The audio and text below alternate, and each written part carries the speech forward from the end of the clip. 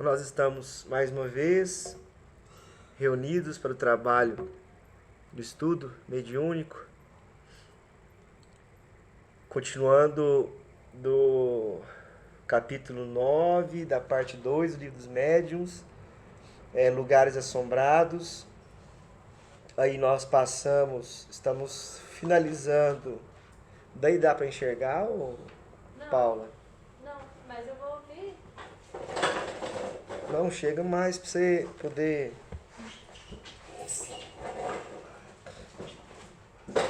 Mas aí vocês enxergam? É, Enxerga? Tranquilo. deixa eu ver aqui. Pronto. A gente está... Revista Espírita, fevereiro de 1860, História de um Danado.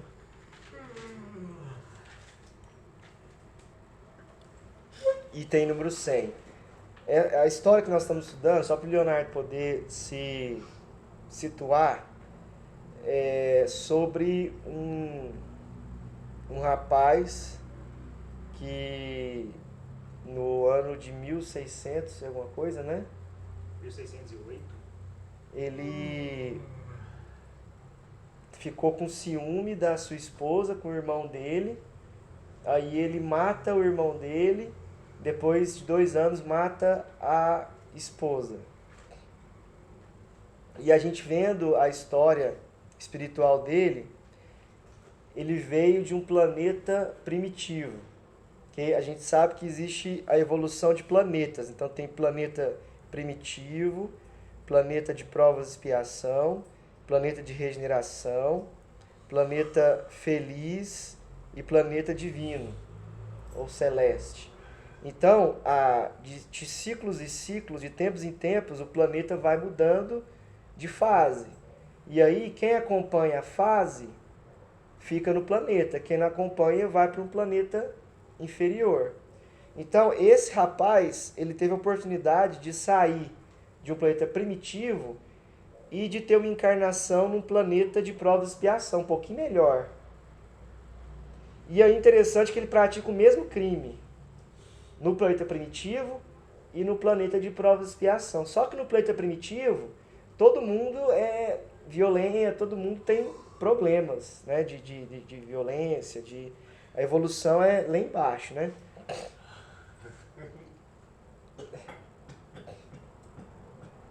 Tá tudo bem, Leonardo?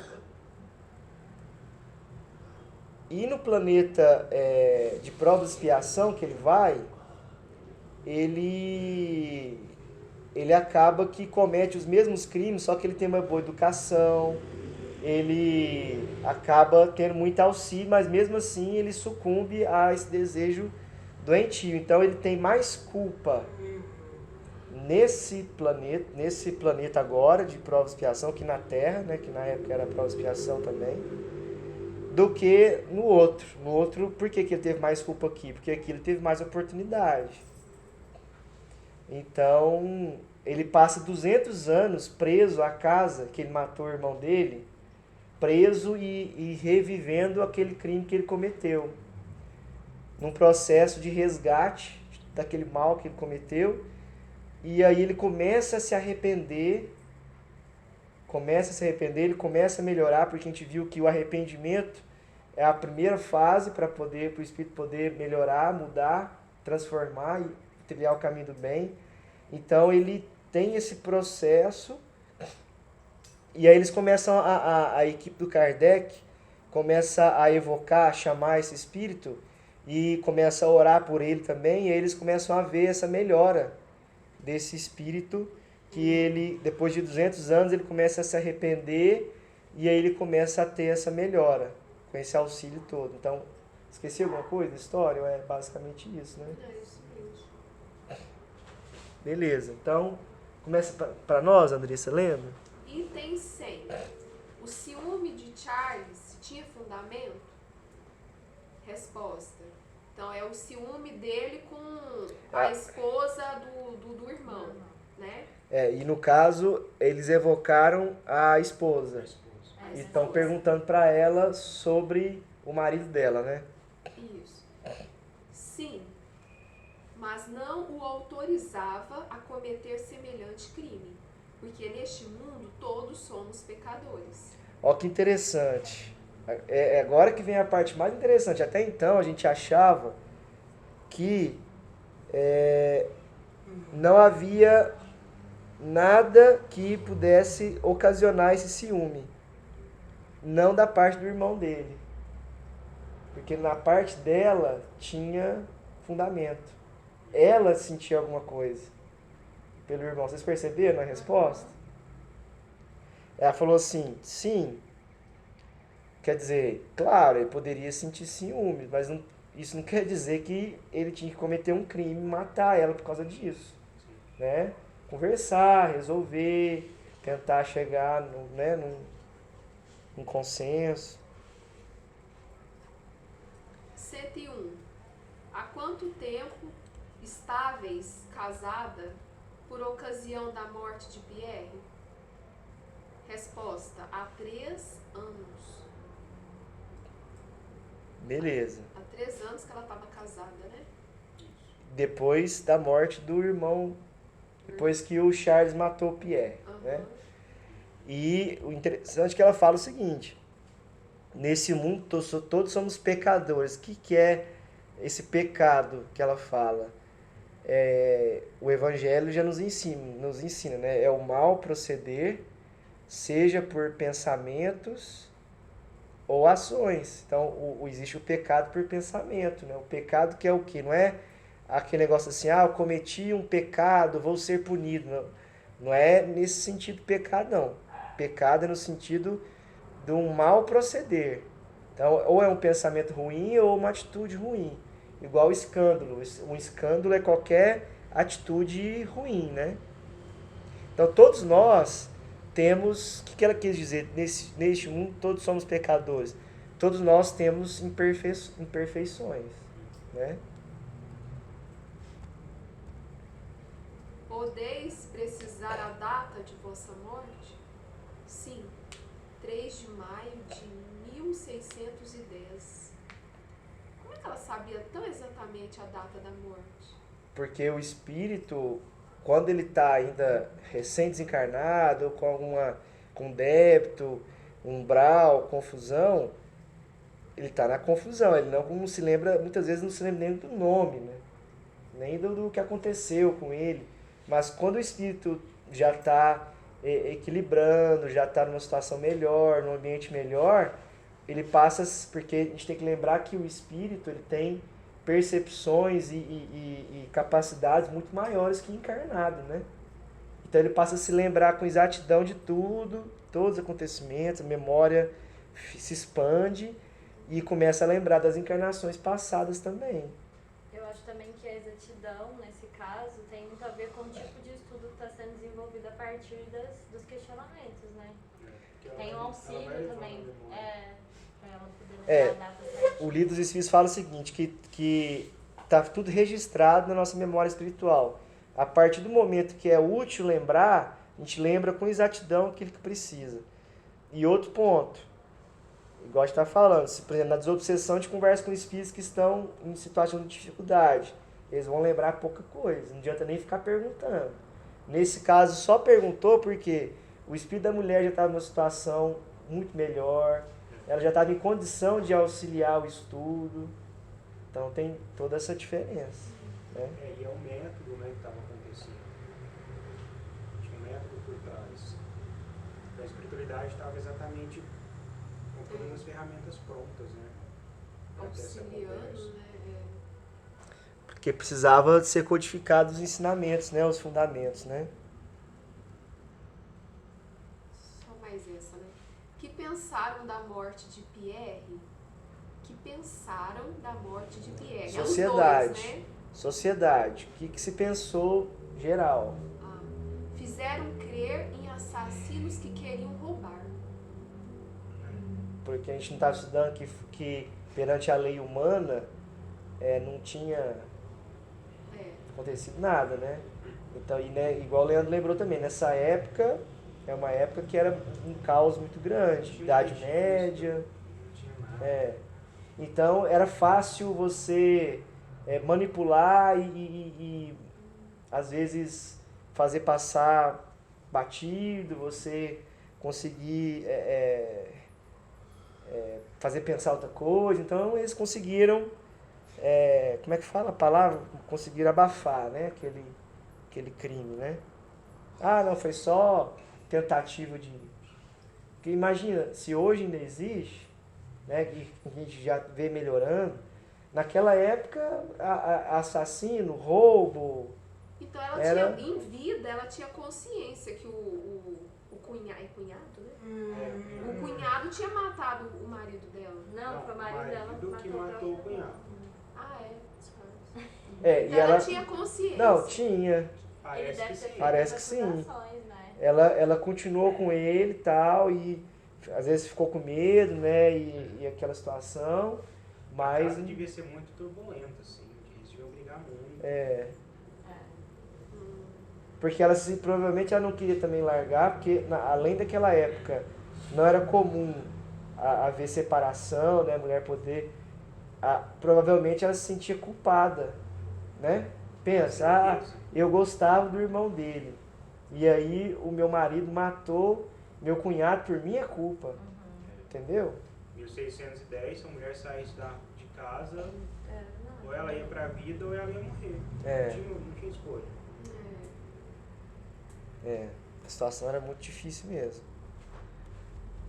Lê a observação também. Observação.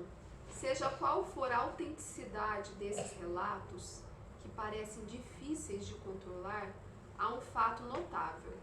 A precisão e a concordância das datas e de todos os acontecimentos. Por si só, essa circunstância é um curioso assunto de estudo, se considerarmos que esses três espíritos, chamados em intervalos diversos, em nada se contradizem.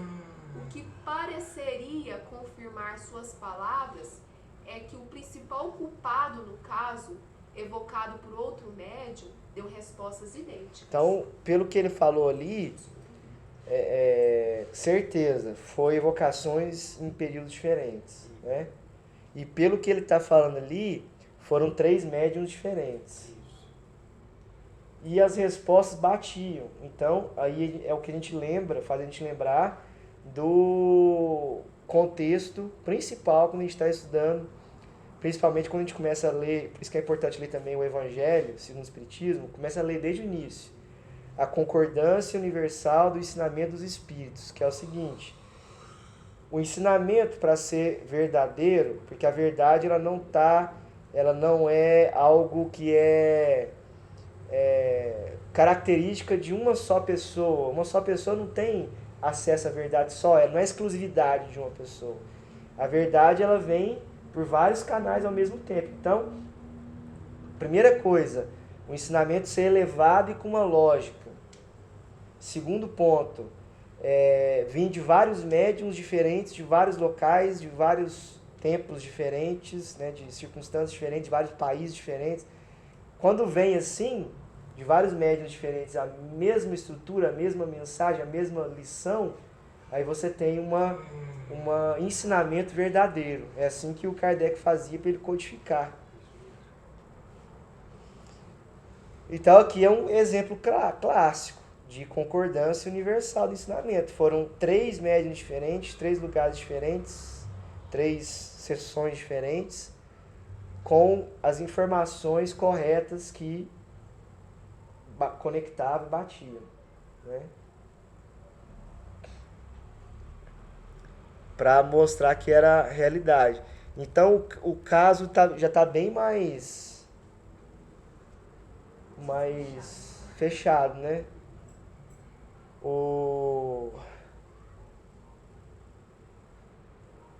Agora o senhor D, que eles vão evocar, é aquela pessoa, primeira pessoa que foi morar na casa, e aí apareceu o Charles para ele com a roupa, porque assim, ele matou o irmão dele e depois ele morreu depois de 60 anos, né? Viveu muito tempo ainda, né?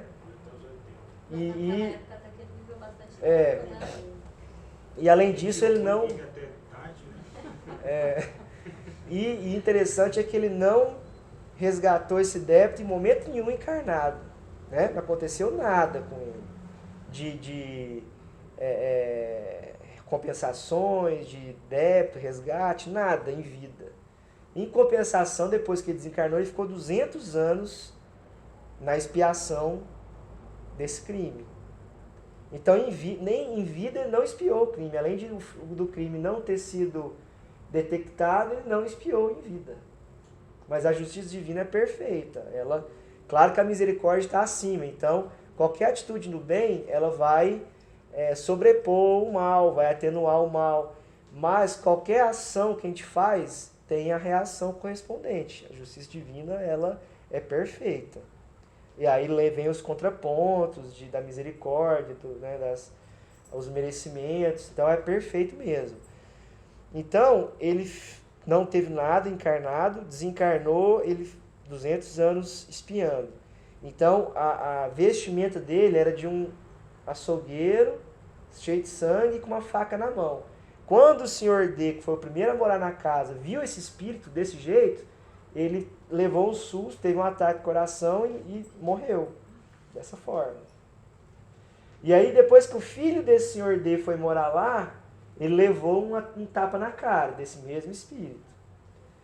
E esse tapa na cara foi o que levou ele a procurar Kardec e a equipe para poder trabalhar. Então, tudo vem com a permissão, com o auxílio de Deus. Agora, vai mostrar por que essa pessoa teve um ataque de coração e morreu, porque senão dá a impressão seguinte: nossa, então o espírito pode matar qualquer um? Não, não pode. No caso, Deus deu a permissão porque aquela pessoa tinha que passar por uma situação assim. Já estava do planejamento dela ter um desencarne assim. Ela tinha que... Então tem essa questão de planejamento. Não é que o espírito pode fazer tudo, não. Teve a permissão nesse caso, nesse sentido. Então a história ela é bem completona, né? Tem várias nuances, tem várias coisas, né? E os 200 anos que o Charles ficou, a gente viu também que o irmão dele perdoou ele, né? Assim que ele desencarnou e começou a espiar, o irmão dele que foi assassinado perdoou, a esposa também perdoou, né? Agora a gente vai ver se esse cara, o senhor D, se ele perdoou, o que aconteceu com ele, qual que vai ser a explicação dele, porque é a única pessoa que falta, né? Para fechar o caso, né? E foi graças a esse tapa que o filho dele levou é que o Charles foi ajudado, né? Se for pensar, essa situação toda que ele fez, por misericórdia divina, acabou auxiliando ele, né? Você lê para nós então, Leandro, fazer favor? 104. Evocação do Senhor D. Eis-me aqui. Desejamos pedir alguns detalhes sobre as circunstâncias de vossa morte. Poderíeis nos dar de bom grado. 106. Sabíeis que a casa em que habitáveis era assombrada por um espírito? Sim, mas eu quis desafiar e agir mal em fazê-lo. Melhor teria sido orar por ele. Está bem isso aí, hein? Causa e efeito. Observação. Por aí se vê que os meios geralmente empregados para nos desembaraçarmos dos espíritos importunos não são os mais eficazes. As ameaças mais os excitam do que os intimidam. A benevolência e a comiseração têm mais poder do que o emprego de meios coercivos, que os irritam, ou das fórmulas de que se irritam. Isso aí tem várias coisas interessantes. Aqui está aparecendo, dá a entender que foi só uma questão de ele desafiar, né? Vou desafiar e aí por causa desse meu desafio aconteceu isso. Mas se eu não me engano, da história que eu já tinha lido, que eu já tinha tido contato, não foi só porque ele desafiou. O desafio que ele sentiu vontade de fazer, eu quis desafiar e agir mal, já era uma desculpa, um subterfúgio para acontecer aquilo que precisar acontecer com ele. Então provavelmente a gente vai ver isso aí. Mas quando ele fala isso, já é interessante porque já dá para entrar num assunto que é a forma como a gente trata os desencarnados, que é interessante isso.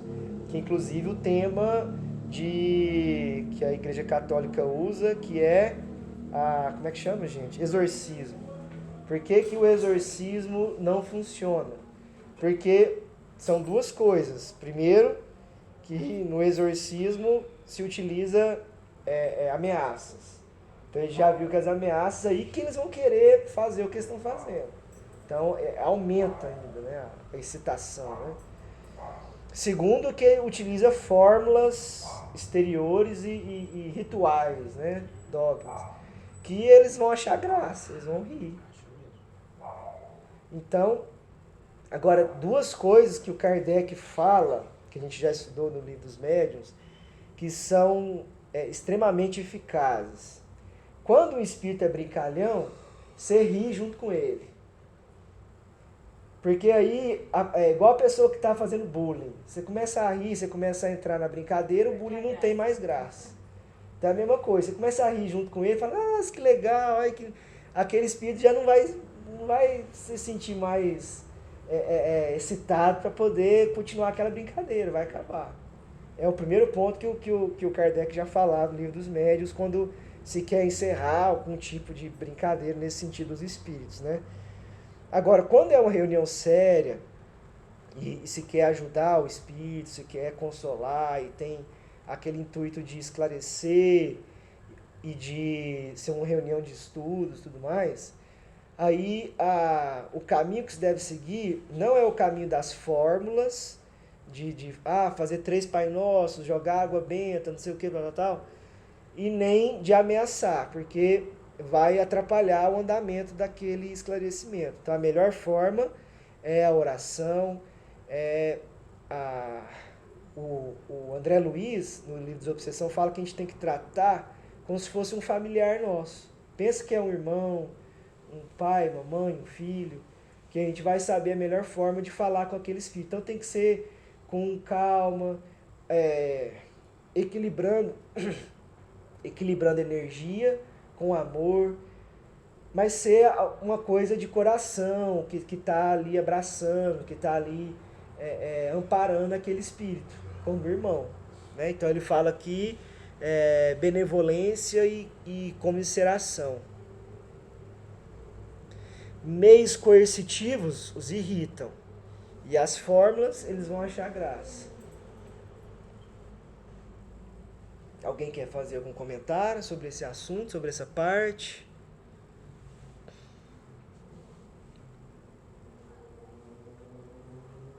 Acho que é tranquilo, né? Essa parte tá... Então vamos lá, vou continuar. 107. Como esse espírito vos apareceu? A minha chegada em casa, ele estava visível e me olhava fixamente. Não pude escapar. Fui tomado pelo pavor e expirei sobre o olhar terrível desse espírito que eu havia desprezado e para o qual me havia mostrado tão pouco caridoso. Então ele está mostrando que esse caso foi um caso de aparição. Materialização é mais difícil, porque a materialização precisa de um médio, efeito físico, doando fluidos, todo aparato, pessoas vibrando e tal. Nesse caso, existiu aquela conexão do espírito com ele, e aí uma aparição porque permitiu que o olho dele pudesse ver aquele espírito, né? Lembra que a gente estudou sobre a aparição? Então, há uma conexão do médium com o espírito, e aí o espírito se torna perfeitamente visível perante os olhos daquela pessoa, né?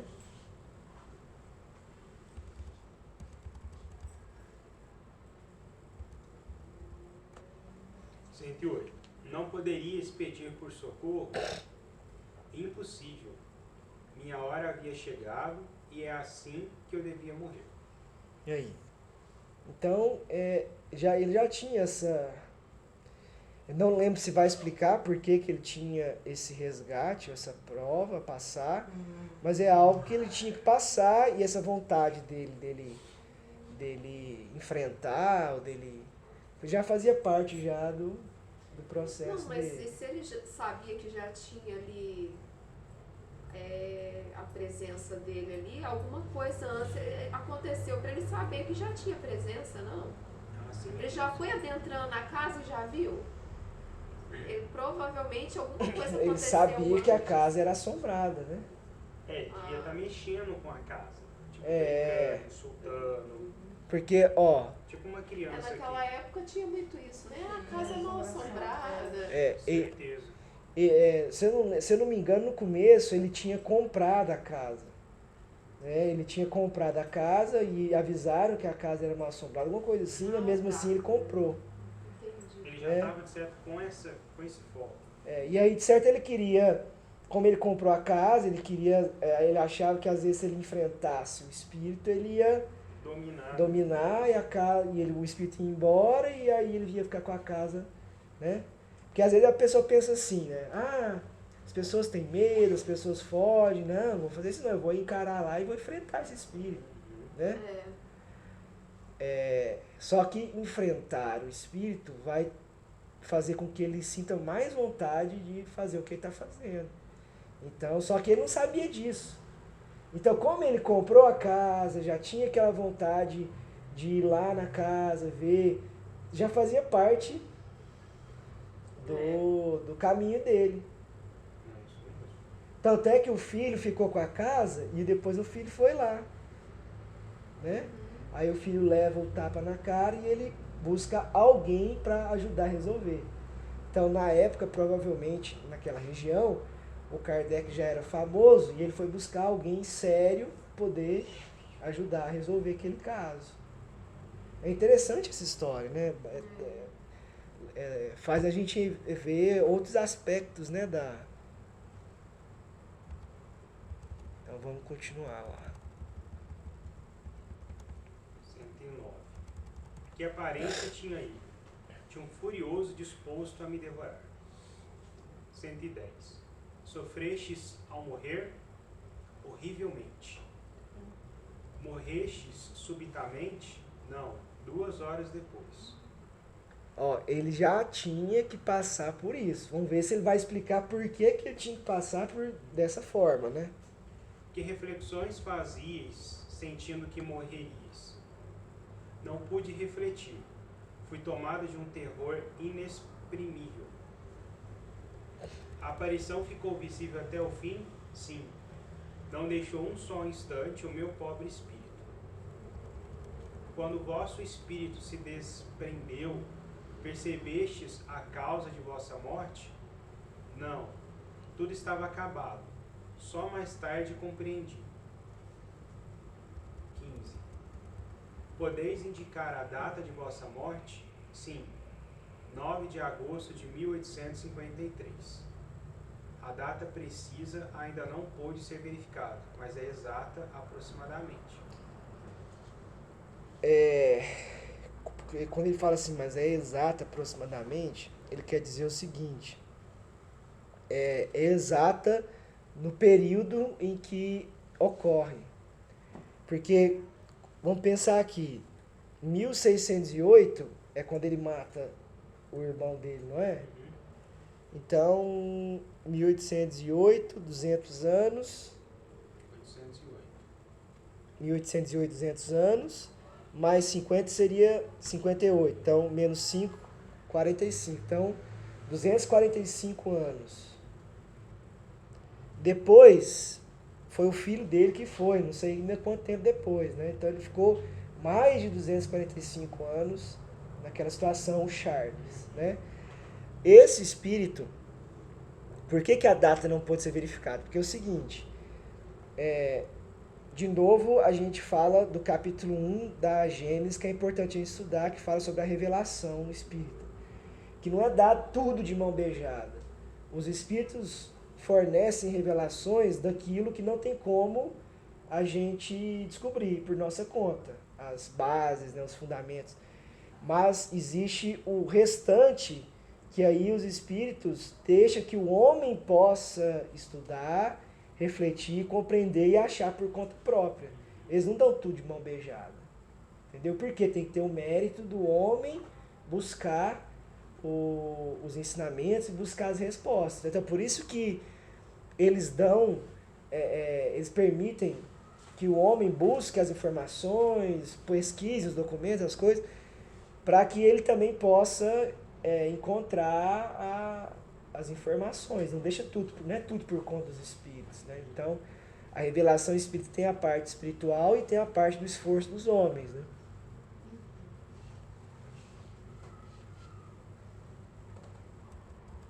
Aqui no caso, nessa sessão, ainda não tinha sido verificada, né? Eu tenho uma dúvida, quando ele respondeu assim, depois da morte dele, se ele tem alguma lembrança. Não, tudo se acabou. Sensação dele, né? Que tudo tinha, que aquele ali era o fim. Acho que é porque dá um apagão mesmo no espírito. Isso que eu Tem um apagão, sim. Porque você não desprende do corpo e fica lembrando e vendo tudo. não Sabe? desprende ver tudo que tá ali ao redor, não. Eu Alguns, acredito né? que é isso. Mas um espírito, quando ele encarna, tipo assim, ele não demora um tempo pra ele Adquirir consciência. adquirir consciência? Demora. Porque assim, por Demora. exemplo, esse cara, esse espírito no caso, ele teve uma morte horrível, um ataque cardíaco. A separação do corpo espiritual dele, do corpo físico, foi muito dolorida. E é uma dor que a pessoa desmaia. Entendeu? Só que aí você tem que dobrar essa dor, né? Que o espírito estava sendo. No caso dele foram 2 horas, né? Entendeu? Não foi um ataque cardíaco instantâneo. Ele ficou, às vezes, umas paradas cardíacas até acabar, assim. Não foi um Provavelmente ataque. ele apagou. Por isso que ele não lembra. E aí depende do seguinte, a pessoa acredita em vida após a morte? Porque se ela não acredita, ela vai ficar naquele vazio, naquele escuro, até perceber que aquilo ali não faz sentido. Às vezes ela também nem tem aceitação, né? Não tem aceitação. Aceitação. Muitas Tá lá, vezes- assim, tá lá, vai. Muitas vezes acorda e fala assim, nossa, onde é que eu tô? Isso. Ela acha que ela ainda está encarnada. Ela fica presa. Fica andando, Isso. fica vagando. Daí depois como é que acha? Como é que acha o quê? Que já morreu? Como é que acha? Como Como é que assim? depois vê que ele já morreu? Ela fica vagando muito tempo? Não, então, aí cada caso é um caso. Por isso que é importante a gente estudar e a gente adquirir esse esclarecimento, porque a pessoa que não existe, Deus não lesa consciências. A gente tem nosso livre-arbítrio. Então, quem não acredita em nada, que a vida acaba, ela vai viver essa escuridão. Ela sente que ela está respirando, que está viva, mas está tudo escuro. Então, ela fica passando por essas situações para ela entender que a vida continua. Então, é um processo de despertar. E Então, mesmo ela assim, vai... quando muita gente fala que um da família vem pegar a gente, mesmo assim... Não, isso é fato, isso acontece. Sempre tem alguém da família do lado, alguém que ajuda. Só que o problema é que, como existe o livre-arbítrio, a pessoa não vê. E aí fica um tempo. Então, se a gente adquirir essa consciência e entender os processos, já fica mais fácil para nós. Não quer dizer que a gente não vai passar por dificuldade, mas já fica bem mais fácil, porque a gente tem consciência. Por exemplo, a probabilidade de acontecer da gente desencarnar e achar que a gente está encarnado e continuar andando também é baixa, porque a gente já vai ver umas coisas diferentes, as pessoas não conversam com a gente e tal. A gente já vai pensar, opa, acho que eu desencarnei. Então, tem coisas que ajudam a gente, entendeu? Agora, o principal, evolução moral. Se a gente faz o bem, pratica o bem, a gente adquire merecimento. Aí, com o merecimento, a gente tem um auxílio, por vezes, instantâneo. Porque a gente tem mérito, a gente praticou o bem, a gente evoluiu. Um espírito elevado, quando ele desencarna, ele nem vê diferença, ele desencarna e já continua trabalhando. Ele nem para, porque ele já tem a consciência do que aconteceu, então não tem nem tempo de refazimento. Ele continua trabalhando. Agora, nós, pessoas comuns, a gente passa um período de adaptação, aí a gente fica um tempo, às vezes, dormindo, demora 3 dias, normalmente, para o desenlace acontecer, para formar o perispírito, o corpo espiritual. aí a gente acordar, ver que a gente está no hospital, ver que a gente está num lugar diferente e a gente vai recuperando aos poucos. Esse é o comum, né? Se a gente não enveredou no crime, né? Num caminho. Então, igual você mencionou aí, então a gente fica esse período, igual fazer essa transição do perispírito e tudo mais, aí a gente vai de acordo com o nosso merecimento, com a nossa conduta aqui na Terra, certo? Ou seja, para a gente acordar no umbral ou em outro lugar de acordo com o nosso merecimento, de qualquer forma vai ter esse período tem um período aí de desentrelaçar. É um período de confusão, em algumas partes falam período de confusão, um período de transição que pra gente acostumar com essa mudança. Porque assim, o espírito elevado, até o corpo físico dele já é mais elevado.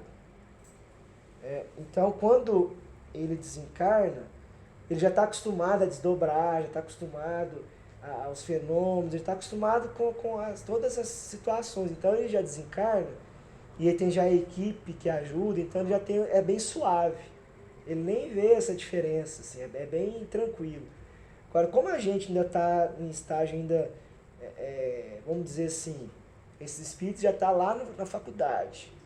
A gente está na 4ª série, 5ª série, entendeu? Então a gente está ainda... A gente precisa, da mesma forma que a gente vai encarnar, a gente precisa restringir o perispírito, para a gente ligar com o feto, para a gente ligar o nosso espírito na barriga da mãe e tudo mais. Então tem um tempo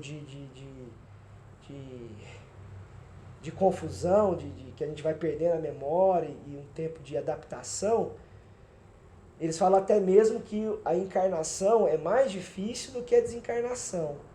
Porque a desencarnação é mais rápido, são alguns, normalmente, né, quando a gente não se complica, né, a desencarnação é mais rápida, a equipe espiritual ajuda, faz a desencarnação, nosso perispírito vai se for, porque a gente tem que sair os fluidos vitais do corpo físico para formar o corpo espiritual desencarnado, né?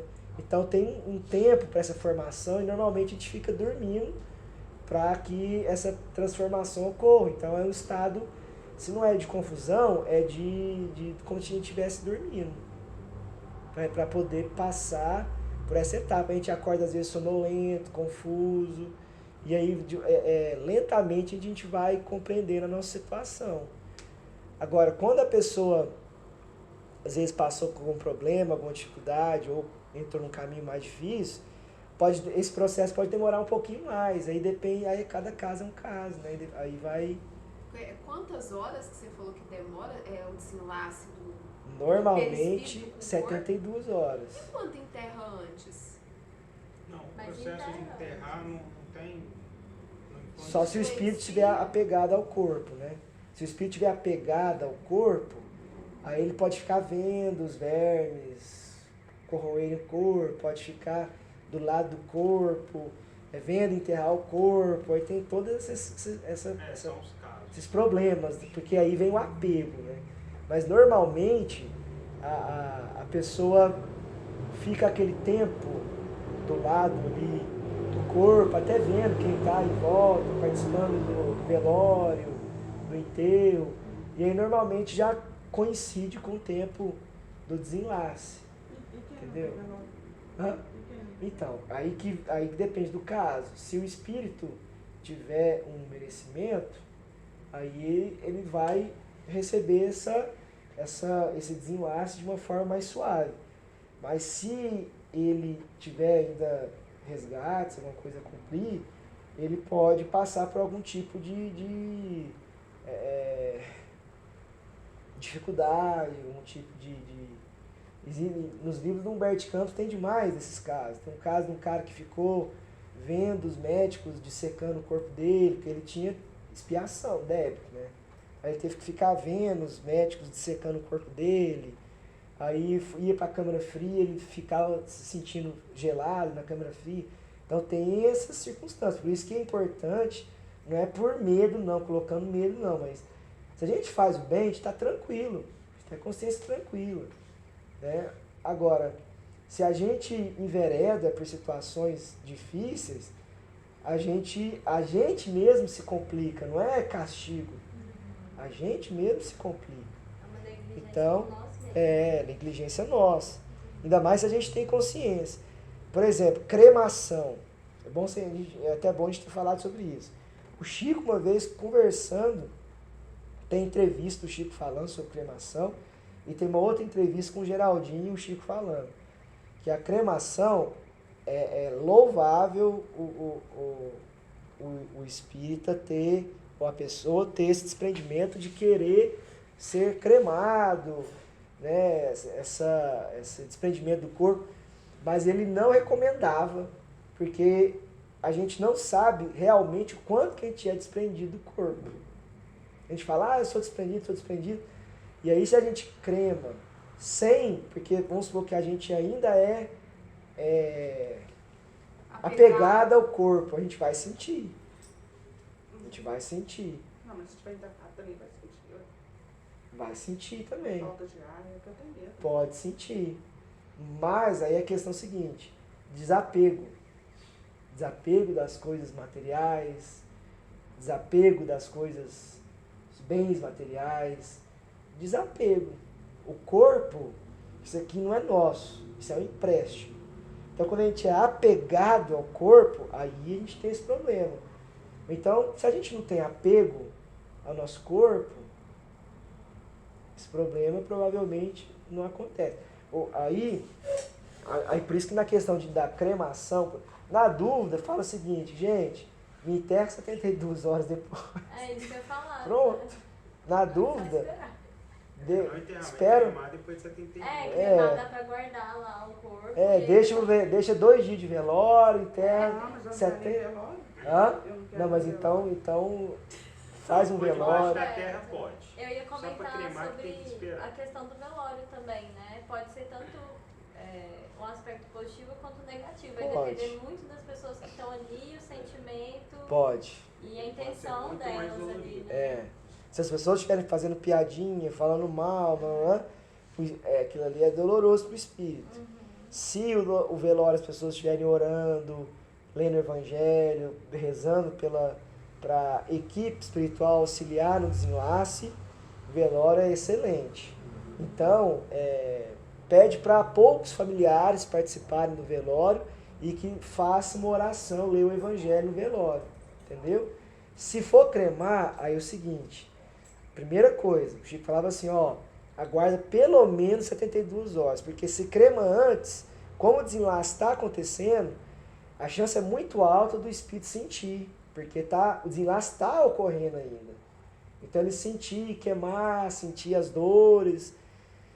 Se o espírito for apegado, mesmo depois das 72 horas, o espírito pode sentir, porque aí o Chico conta um caso de uma pessoa que quis ser cremada, e que mesmo depois das 72 horas, ela ainda sentiu Lá ainda. no plano espiritual ela sentiu. Sentiu no perispírito, porque ela tinha apego ainda ao corpo físico e não sabia.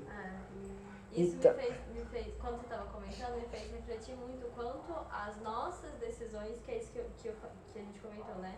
Sobre negligência de si mesmo. Então, é ação e reação.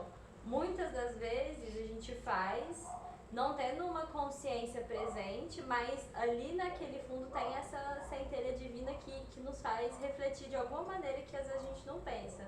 Então, muitas vezes, escolher ser cremado ou deduzir algumas coisas antes do falecimento, talvez seja nós mesmos já escolhendo pagar, de certas formas, algumas coisas, assim, não sei, sabe?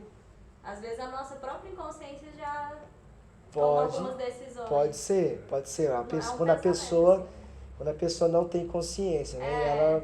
E ela escolhe assim só escolhe. igual ele escolheu ali comprar a casa, Exatamente. ir na casa e enfrentar o espírito. Já Ele não ir tinha consciência, ele caminhando pro- exatamente, passou por aquilo que ele tinha que passar porque não tinha consciência. Mas aqui o caso é a gente falando quando a gente já tem consciência. Porque, por exemplo, você já tem consciência que você não pode ser apegada e que tem que esperar 72 horas. Você vai pedir para ser cremado com menos de 72 horas? Não. E você vai pedir, aí, outra pergunta, você vai pedir para ser cremada, sendo que você não tem certeza se eu sou apegado? Eu não tenho certeza. Eu também Não, vou escolher uma árvore bem bonita, vocês podem me colocar embaixo da árvore, né? É igual... Já vai investindo na terra. É igual doação de órgãos, é a mesma coisa. Tinha dois aspectos. Primeiro, porque o Chico não queria que fizessem experiências com os órgãos dele, ia virar uma bagunça. Igual Jesus desintegrou o próprio corpo para não ter problema com isso. Mas o mais importante era para ensinar o seguinte, que porque tinha uma época, até pouco tempo atrás, ou não sei se ainda tem, que estava uma moda, todo mundo queria doar órgãos. E é um problema, porque o Chico falava assim, olha, doação de órgãos tem que ser um ato de amor verdadeiro. E você tem que ter 100% de certeza que você não é apegado ao seu corpo. Senão você não doa o seu órgão. Por quê? Porque aí, quando você desencarna, você vê o seu órgão indo para outra pessoa, e aí você vai querer ele de volta. Aí o olho começa a dar problema. Eles vêm atrás da orelha que tiraram. Nossa, gente. Vem de verdade. Vem, quer saber cadê, porque não está enxergando. Apego ao corpo. E quando tem dois amigos meus se suicidaram, e a família tomou essa decisão De doar os órgãos deles. Então, aí Tudo isso, aí já entra, aí é mais complexo isso é ainda. muito caso a caso. Pergunta lá pergunta pra família. pergunta pros pais, no caso. Se ele for casado, Eu achei que a pessoa tinha que colocar isso em vida, autorizar É em mais vida. ou menos, fala-se sobre isso, mas eu acho que de uma totalidade é a família que decide. Se a pessoa não colocou, não. Aí Se a fica pessoa mercê não da família. foi. Não deixou. Se não deixou explícito, aí a família escolhe. Ainda mais no caso do suicídio. Porque aí a gente fala o seguinte, ó, existe o geral, que acontece isso. Aí tem o caso a caso também, porque existem as circunstâncias. Nessas circunstâncias que você falou, você tem que levar em consideração alguns pontos. Primeiro ponto, se foi suicídio ou não. Porque tem casos que a pessoa, em termos de leis humanas, se suicidou, mas para Deus, espiritualmente, ele não suicidou. Ele estava obsidiado. Igual o caso da menina que suicidou lá é o que o Chico falava, lá do Manhattan, ela nem viu que ela tinha suicidado. Por quê? O erro dela, o que ela iria resgatar, era o fato de ter permitido a obsessão entrar. Mas depois que ela já estava obsidiada, o espírito foi lá e jogou o corpo dela lá. Então ela nem viu. Então não é considerado suicídio. Entendeu? Porque Deus vê as intenções, vê os mínimos detalhes, leva em consideração em tudo, atenuantes e agravantes. Por isso que a gente pode ficar tranquilo. Pode confiar na justiça divina, porque o que acontecer com a gente é o melhor que está acontecendo. Pode ficar tranquilo.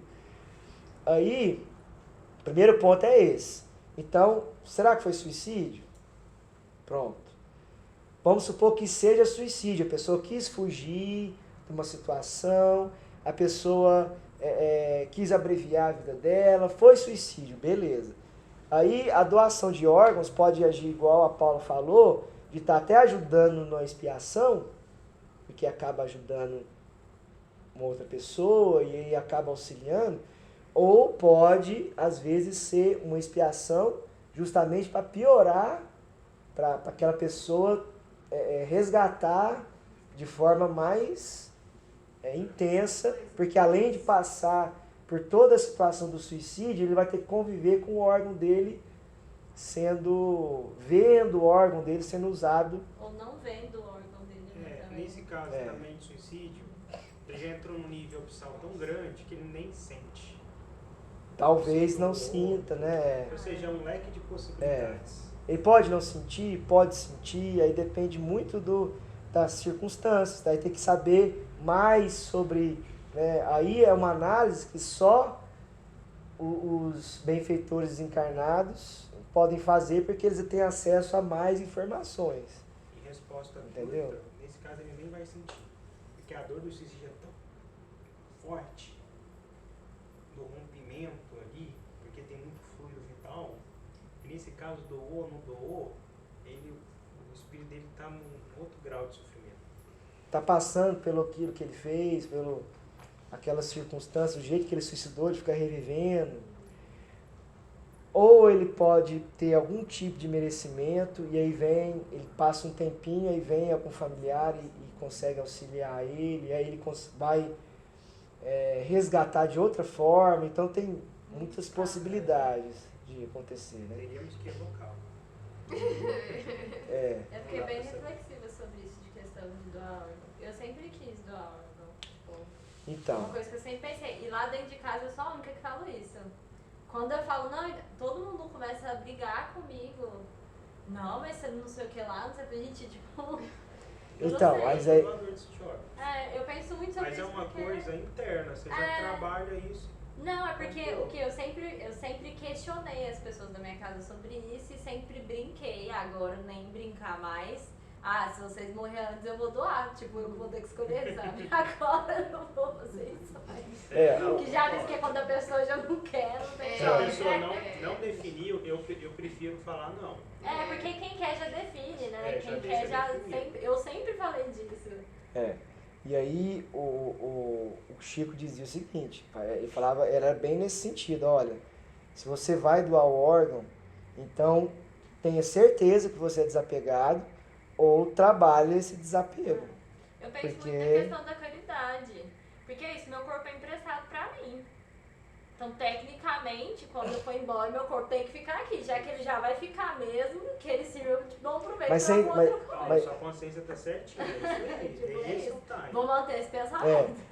Mas tem que ser um ato de amor verdadeiro, entendeu? Porque se a gente doar o órgão sem saber se a gente é apegado ou não, acontece esses casos, igual dou o olho, aí dá reação na pessoa que recebeu o olho, porque o espírito fica querendo o olho de volta, ou o coração de volta. Eu já vi isso, Então, a gente tem que ter um ato de amor puro, e a gente tem que ter certeza que a gente não tem apego ao corpo. Aí tudo bem, se não tiver, tudo bem.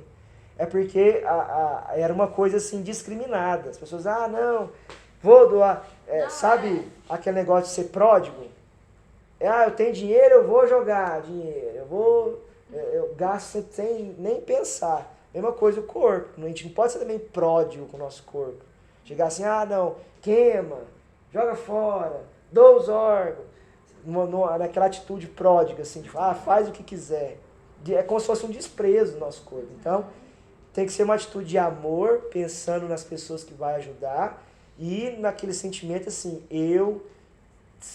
se eu não sou 100% desapegado, eu vou lutar para quando eu desencarnar, que eu realmente esteja 100% desapegado. Beleza.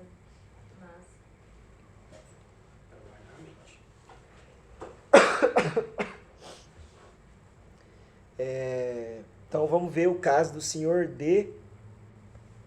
A gente entrou num tema interessante porque a gente vê um leque, né? Porque veio a questão do suicídio, do desencarne, doação de órgãos, cremação, tudo relacionado com o apego. Então, se a gente desapega das coisas materiais e busca amar e estudar, porque a gente tem duas asas, né? Amor, sabedoria. A gente tem que desenvolver essas duas asas. O amor e a inteligência. Se a gente pratica o bem e estuda, desenvolve o discernimento, a gente está evoluindo, ganhando méritos, merecimentos, e aí a gente vai ter uma transição mais suave. Por quê? Basicamente, a gente continua fazendo o que a gente gosta quando a gente se encarna. Não tem uma mudança drástica. Então, o que a gente está fazendo durante a nossa vida, que a gente gosta, que a gente busca, a gente vai continuar naturalmente no plano espiritual. Então, se a gente já está buscando a renovação agora, a gente continuar nessa persistência, nessa disciplina e nessa vontade, a gente vai continuar nesses trabalhos, nessa evolução no plano espiritual. Vai ser algo natural. Por isso que o nosso despertar tem que ser enquanto encarnado, porque o nosso desencarne vai ser mais suave, porque a gente vai ter feito bem, a gente vai ter discernimento, a gente vai ter estudado, então o processo se torna natural. Vamos lá, 10ª sessão.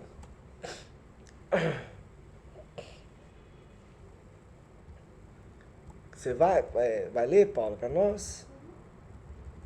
Deixa eu só ver aqui. A 8ª sessão, não aparece a data. A 9ª sessão não aparece a data. Queria ver aqui.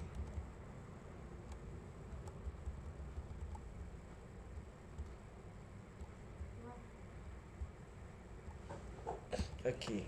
13 de janeiro de 1860. Quando esse espírito foi evocado, a 9 de dezembro, São Luís aconselhou a chamá-lo novamente dentro de um mês, a fim de julgar do progresso que deveria ter feito no intervalo. Já se pôde julgá-lo pelas comunicações do senhor e da senhora E. Porque quando evocou esse senhor D, ele ainda estava em processo de recuperação. Esse que morreu do ataque cardíaco. Você viu que ele não lembrava, né? Aí depois de um tempo que ele passou a lembrar, a compreender o que tinha acontecido, por que ele achava que tudo estava acabado? Provavelmente ele não acreditava em vida após a morte. Quando você está no sofrimento, você tem a impressão que você vai sofrer pela eternidade. Ou quando você, no fim da vida, você acha que é o fim, que acabou. Você tem esses momentos assim de confusão mesmo. E aí ele compreendeu mais tarde, aí o São Luís pediu para evocar ele um mês depois. Pela mudança operada em suas ideias, graças à influência das preces e dos bons conselhos.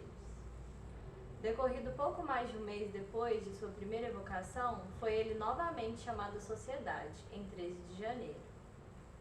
116. Evocação. Resposta. Eis-me aqui. Lembrai-vos de ter sido chamado entre nós há cerca de um mês?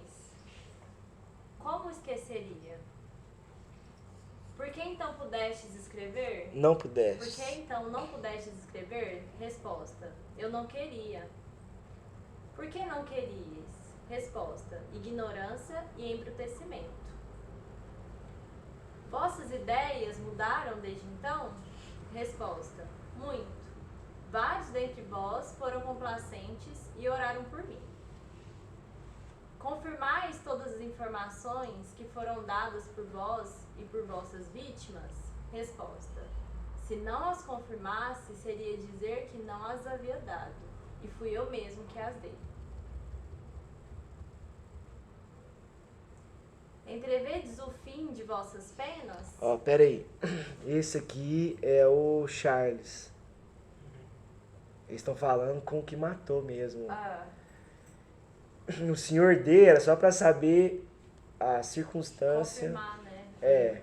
Porque mais tarde ele entendeu, ele compreendeu, e ele entendeu que aquilo ali fazia parte, porque basicamente era isso que a gente precisava entender. A gente não precisava entender por que ele precisava passar por aquilo. Era mais para entender o seguinte: ele fazia parte da expiação dele, que ele tinha que passar, ele desencarnar daquela forma, o senhor D. E aí depois ele compreendeu isso, né? Entrevedes o fim de vossas penas? Resposta. Ainda não. Já é muito mais do que mereço saber que, graças à vossa intercessão, elas não durarão para sempre. Então, no começo ele achava que ia durar para sempre, né? Aí agora ele vai percebendo que o erro que ele cometeu, arrependeu de ter matado o irmão, a esposa. Aí ele já não aparece mais com aquela veste de assassino, aquelas coisas todas. No começo ele não queria escrever, esmurrava a mesa, agora ele já estava escrevendo, então já estava mostrando uma recuperação. Descrevei a situação em que estáveis antes de nossa primeira evocação. Havereis de compreender que vou-lo pedimos para nossa instrução, e não como um motivo de curiosidade. Então agora a gente vai entender exatamente a situação do Charles assim que ele desencarna, depois de ele ter matado o irmão e a esposa, que ele passou? Ele vai descrever certinho. Resposta. Como vos disse, não tinha consciência de nada no mundo, senão do meu crime. E não podia deixar a casa onde cometi, senão para me levar no espaço, onde tudo à minha volta era solidão e obscuridade. Não vos poderia dar uma ideia disto, jamais o compreendi. Desde que me levava acima do ar, tudo era negro e vazio. Não sei o que era. Hoje experimento muito mais remorso, mas, como vos provam as comunicações, já não sou constrangido a ficar naquela casa fatal. Permitem-me vagar na terra e procurar esclarecer-me por minhas observações. Agora compreendo melhor a enormidade dos meus crimes. Se por um lado sofro menos, por outro aumentam as minhas torturas pelo remorso, mas pelo menos tenho esperança. Então primeiro a expiação, arrependimento, remorso, depois tratamento e aí depois a expiação de fato para compensar e evoluir, né? Então tem as etapas, né? Então, pelo menos nessa fase, ele já conhecia os erros dele, ele já queria redimir, né? E a dor dele não era tão forte, porque a dor de você estar espiando e você estar bruto e estar revoltado é muito maior do que você já estar sentindo esperança e ter o remorso, mas querer melhorar. A dor é menor, né? Porque já é uma outra fase. Incomoda, mas ele já podia ir para os lugares, já podia observar as coisas, aprender, analisar, já tinha permissão de sair da casa, né? Então já é muito melhor. Aquilo ali já era como se fosse um paraíso para ele, pela situação que ele estava. Sem ficar revivendo o crime, né? Exatamente. Se tivesses que retomar uma existência corpórea, qual escolheria? Resposta. Ainda não vi suficientemente, nem refleti bastante para o saber. Encontrai as vossas vítimas? Resposta. Ó, que Deus me guarde. Então vocês perceberam que para o espírito escolher a existência dele, não é necessário uma evolução, não. Os espíritos que muitas vezes não escolhem o tipo de existência, duas possibilidades. Ou o espírito está no início do desenvolvimento, ainda vamos supor, é o homem das cavernas, está bem no início, porque ele não tem a sua consciência ainda desenvolvida a ponto de escolher. Então os benfeitores escolhem por ele, e isso fala muito da evolução em dois mundos. Os benfeitores escolhem o gênero de encarnação que vai ser o melhor possível para ele. A outra opção é quando o espírito tem uma reencarnação compulsória. Ele está tão arraigado no mal que ele não quer reencarnar de jeito nenhum. Mas chega um momento que ele precisa reencarnar para ver se ele tem aquele choque e ele consegue despertar. Porque às vezes, no plano espiritual, não consegue despertar o espírito. Aí precisa fazer ele reencarnar para ele esquecer tudo, entendeu? Esquece tudo, esquece o mal que fez, esquece tudo.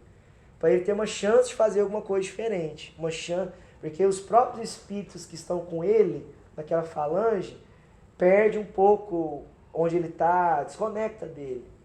E ele tem uma chance de fazer diferente, de recomeçar, de despertar, de trilhar um caminho diferente. Então, essa reencarnação compulsória, ela é uma tentativa divina de despertar, de auxílio. Muito importante. E acontece. Tirando isso, a gente já arrependeu, já tem uma certa consciência, não precisa ser muito elevado, não. Igual esse espírito não é elevado. Ele tinha tido uma existência em mundo primitivo, teve uma existência em mundo de prova e expiação. Então ele já adquiriu um pouco de consciência, já estava andando, podendo observar as situações, para ele já poder claro que os benfeitores vão ajudar ele a escolher, mas ele vai poder escolher a encarnação que ele vai poder ter as próximas, a seguinte. Porque além dele ter sido auxiliado e ter entendido a situação que levou ele a cometer o crime, ele também está vendo agora as coisas, sabendo que ele desencarnou e adquirindo experiência, observando as coisas. Então ele já vai ter condição de fazer uma escolha. Vai ter inspiração e tudo mais, mas ele já vai ter possibilidade de enxergar um tipo de existência que ele vai ter, que vai ajudar ele a desenvolver, a recuperar.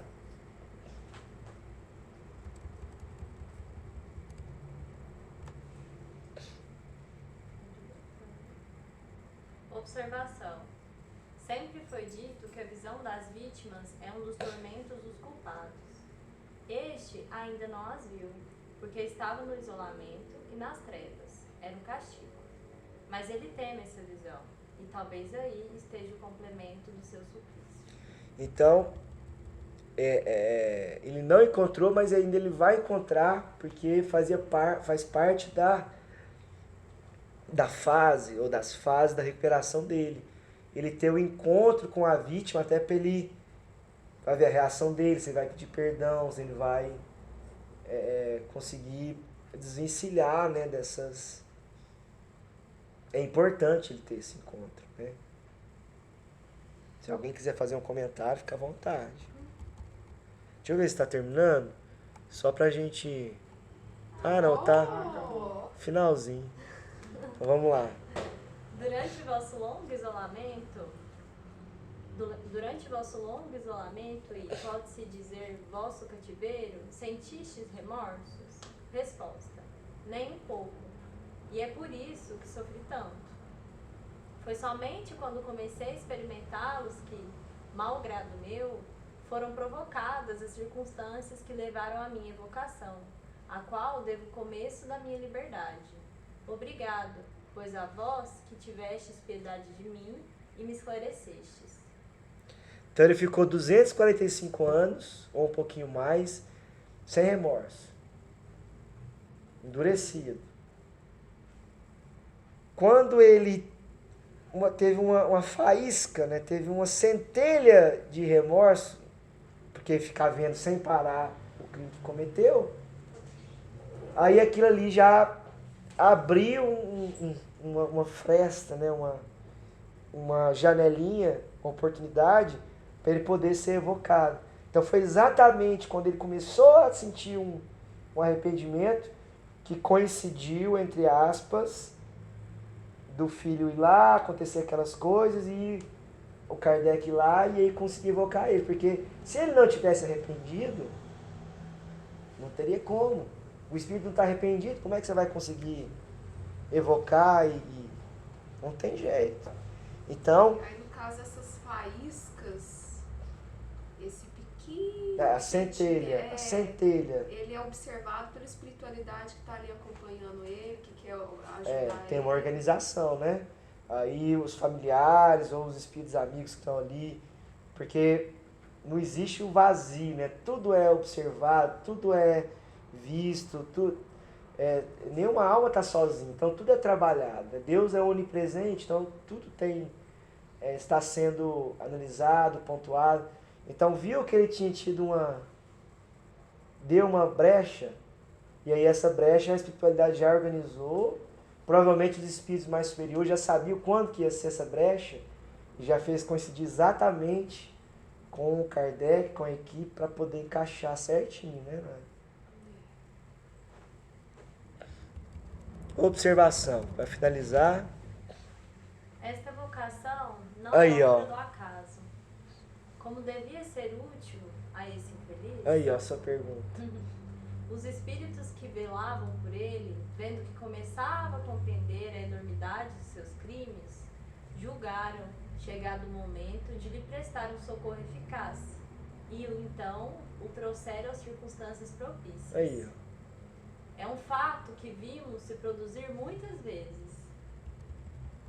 A propósito, perguntaram o que teria sido dele, se não pudesse ter sido evocado, como ocorre com todos os espíritos sofredores que também não podem ser, e nos quais não se pensa.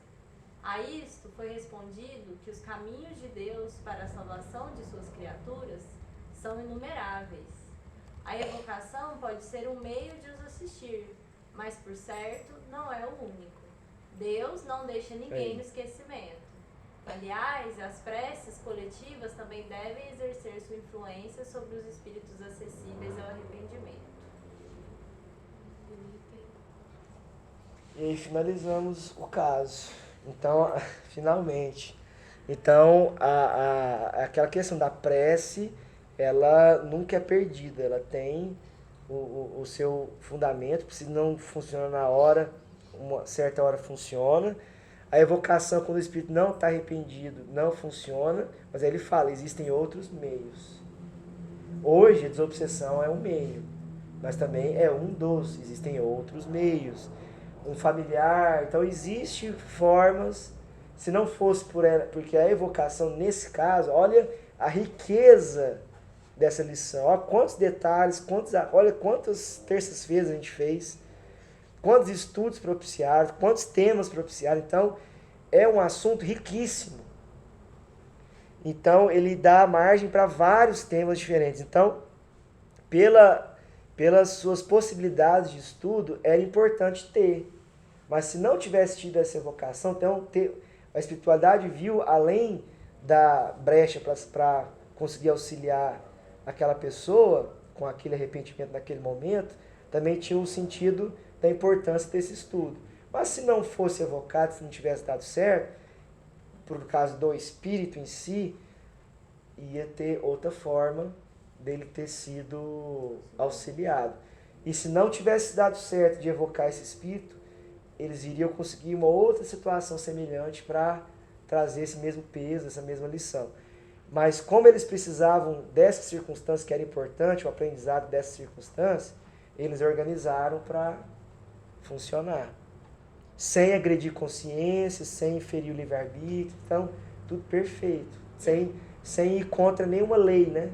Divina, e aconteceu, né? Até de forma rápida no tempo da Terra, assim, né?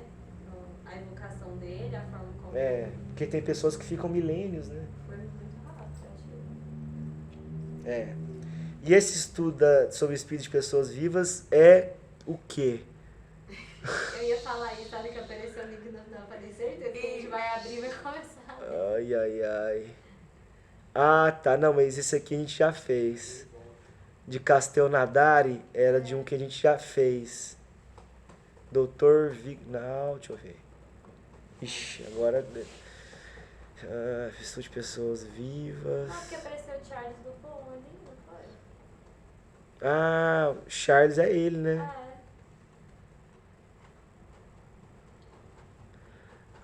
Pera aí, então. Aí,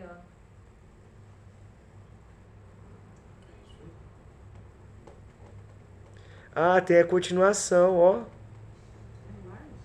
Só que é outro tema.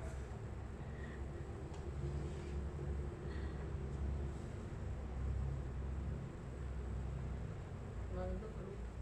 Deixa eu ler o rosto. Não, eles evocam o Charles com uma outra história, né?